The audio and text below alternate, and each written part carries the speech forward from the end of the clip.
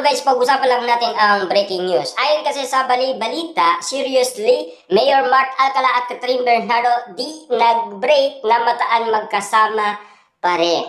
May mga bulong-bulungan kasing kumakalat ngayon na iwalay na daw sina Catherine Bernardo at Mayor Mark Alcala. Pero ang chismis at chika tila nawala dahil namataan sina Mayor Mark Alcala at Catherine Bernardo magkasama. At siyempre, dahil nga naman kasi sobrang busy ni Catherine Bernardo at Mayor Mark Alcala sa kanilang mga trabahong pinag-uusapan bilang Mayor Mark Alcala at siyempre Catherine Bernardo bilang artista. At alam niyo naman siguro, uminto na ang issue. Pero pinagdududaan pa rin sina Catherine Bernardo at Mayor Mark Alcala dahil sa nasaksihan at nakita nila.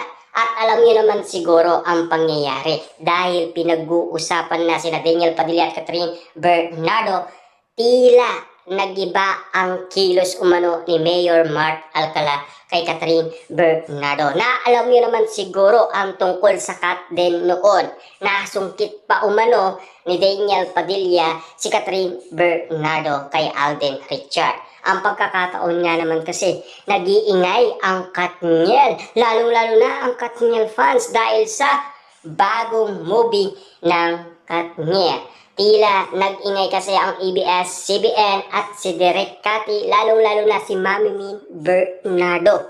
Kasama din siyang nag-ingay. Ibig sabihin, payag na payag umano si Mami Min Bernardo sa Katniel. At lalong-lalo na nakipagbati na ang pamilyang Bernardo kay Catherine Bernardo. Kita nyo naman ha?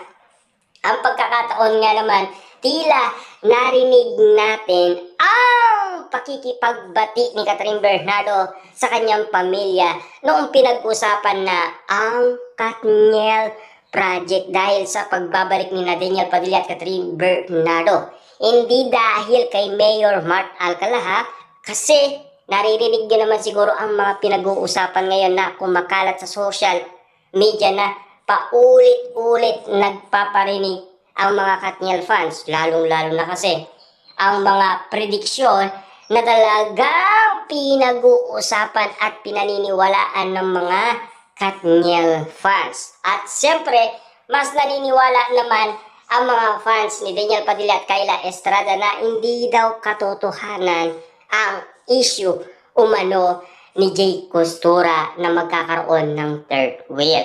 Pero naniniwala ang mga Katniel fans